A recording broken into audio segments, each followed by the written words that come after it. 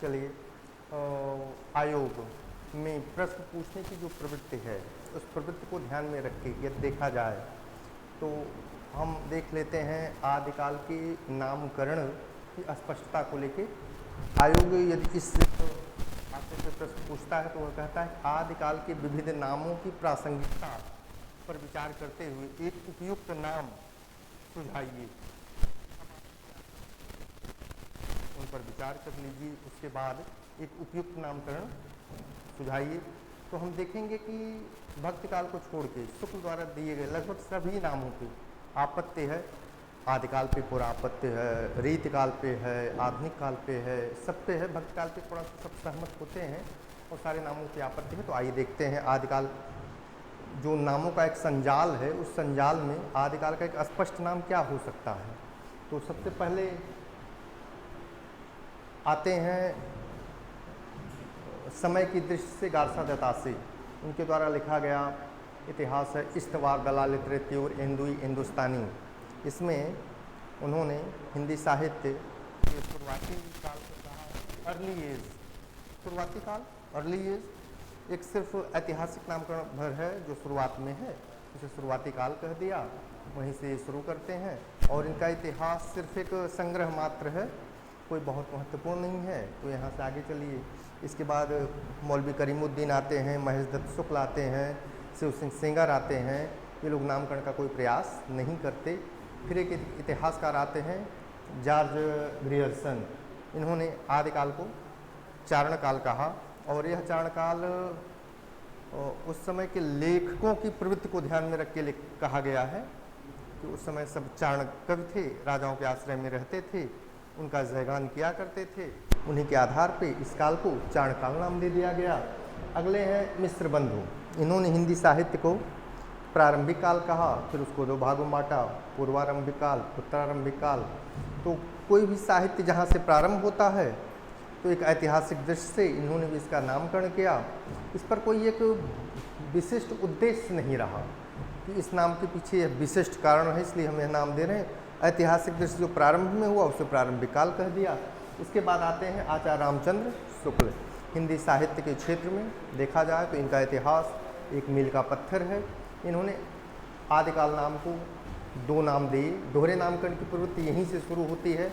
एक नाम तो आदिकाल दिया, दूसरा नाम वीरगाथा काल दिया। यह वीरगाथा काल प्रवृत्तियों के आधार पर है, जो उस समय के साहित्य में से जो प्रवृत्तियाँ उभर के आईं उनके आधार पे रामचंद्र शुक्ल ने आदिकाल को वीरगाथा काल नाम दिया।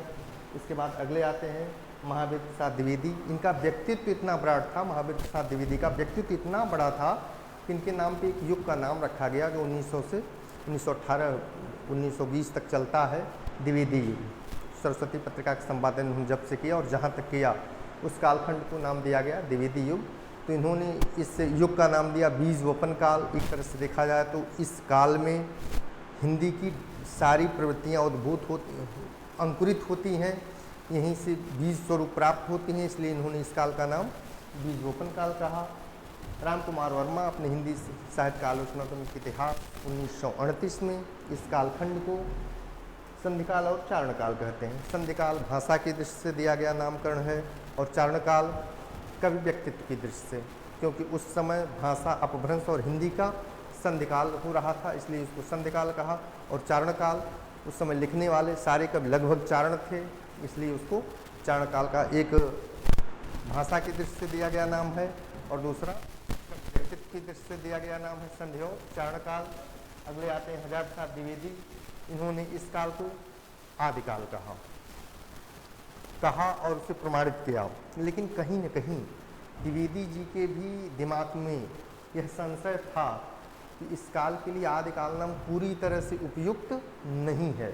आप देखिए, आइए दिखाते हैं अपने हिंदी साहित्य उद्भव और विकास में द्विवेदी जी ने इस काल को लेकर संशय व्यक्त किया और कहा कि इस नाम से एक भ्रामक धारणा की सृष्टि होती है। इस नाम आदिकाल नाम से एक भ्रामक धारणा की सृष्टि होती है। उस समय कोई प्रवृत्तियाँ से सब आदिम प्रवृत्तियाँ थीं, कोई साहित्य की नवीन प्रवृत्तियाँ नहीं उन्मुख हो रही थी। यह एक भ्रामक धारणा उत्पन्न होता है इस काल को, इस नाम को लेकर।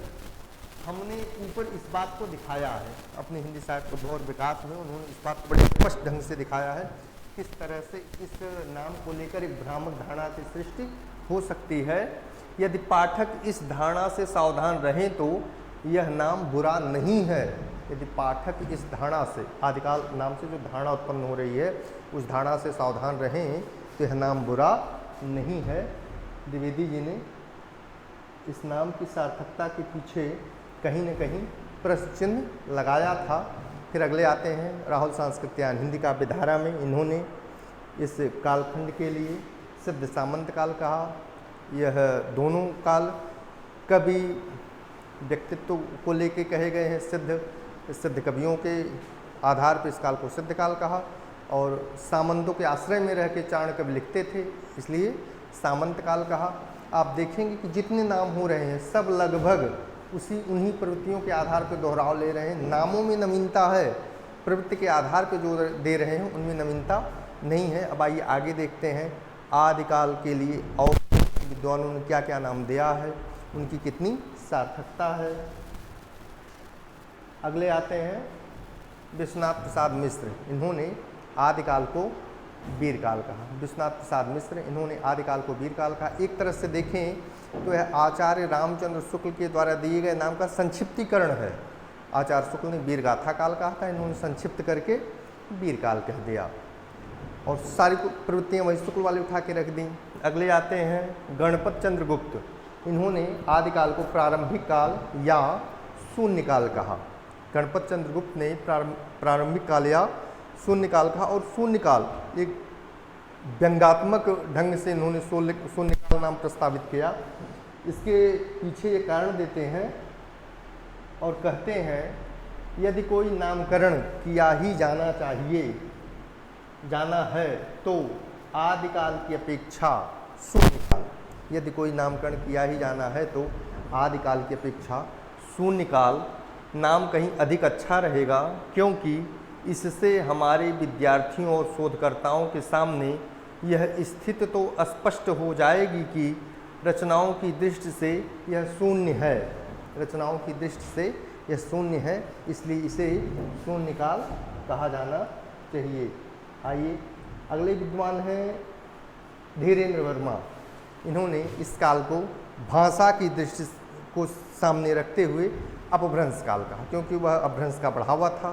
द्विवेदी जी ने कहा भी है आदिकाल पूरी तरह से अपभ्रंश का बढ़ावा है, तो वह अपभ्रंश का बढ़ावा था, इसलिए धीरेन्द्र वर्मा जी ने इस काल को अपभ्रंश काल कहा। अगले हैं रमाशंकर शुक्ल रसाल। इन्होंने इस काल को जय काव्य काल कहा।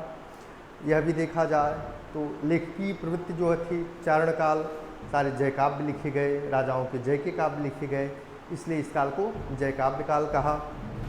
फिर अगले आते हैं कमलकुल श्रेष्ठ। इन्होंने इस काल को अंधकार काल कहा, क्योंकि उस समय कोई प्रवृत्ति स्पष्ट होकर हमारे सम्मुख नहीं दृष्टिगोचर हो रही थी, सब कुछ अंधकार के गर्भ में था, इसलिए एक तरह से इस काल को अंधकार काल भी कहा जा सकता है कमलकुल श्रेष्ठ के शब्दों में।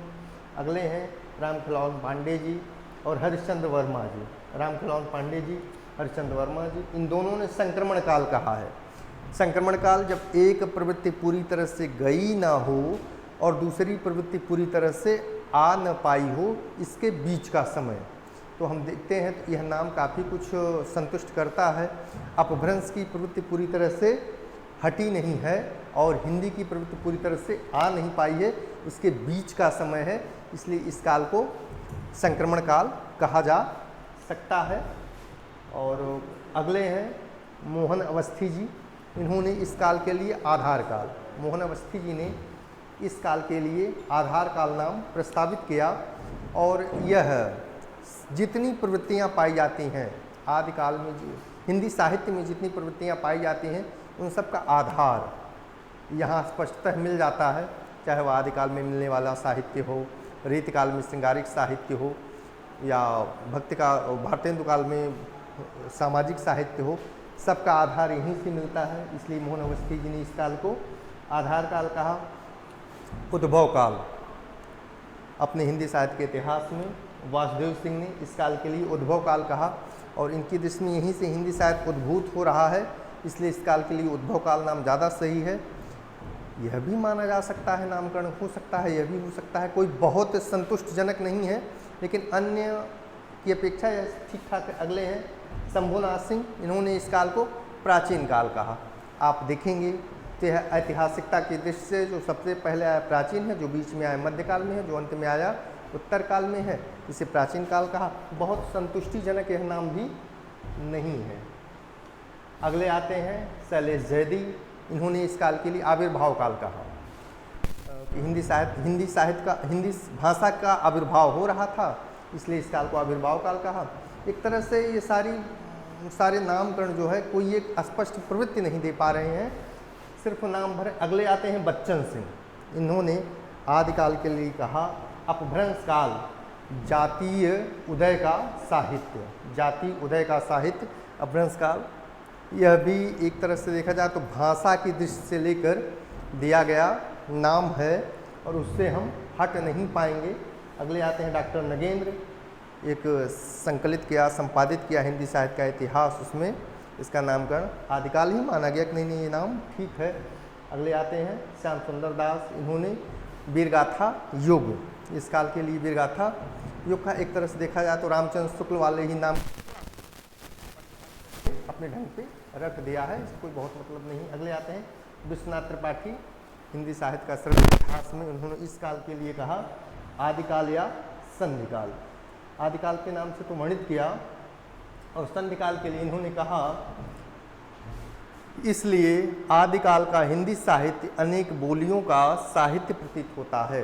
आदिकाल का हिंदी साहित्य अनेक बोलियों का साहित्य प्रतीत होता है। वस्तुतः यह काल अनेक दृष्टियों से संधिकाल है। वस्तुतः यह काल अनेक दृष्टियों से संधिकाल है।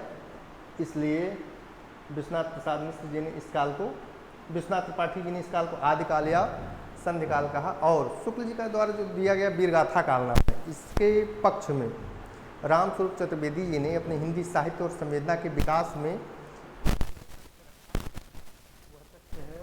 देखते हैं।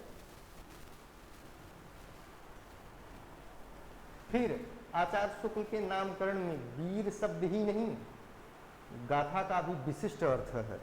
आचार्य शुक्ल के नाम में वीर शब्द ही नहीं, गाथा का भी विशिष्ट अर्थ है। गाथा के साथ शौर्य और शिवैलरी के तत्व जुड़े हुए हैं, जहाँ वीर का प्रेरक भाव अनिवार्य रूप से श्रृंगार है। इसलिए शुक्ल द्वारा यह दिया गया नाम सही है। अब इतने नाम, उनके पीछे के कारण ये रहे, इनमें से आपको जो कारण सही लगे उस कारण को अंत में देते हुए, उस नाम को उचित बताते हुए लिख दीजिए, आपका हो गया, पूरा हो जाएगा। बड़े आराम से प्रसन्न होंगे, पूरा नंबर आपको मिल जाएगा इस पर।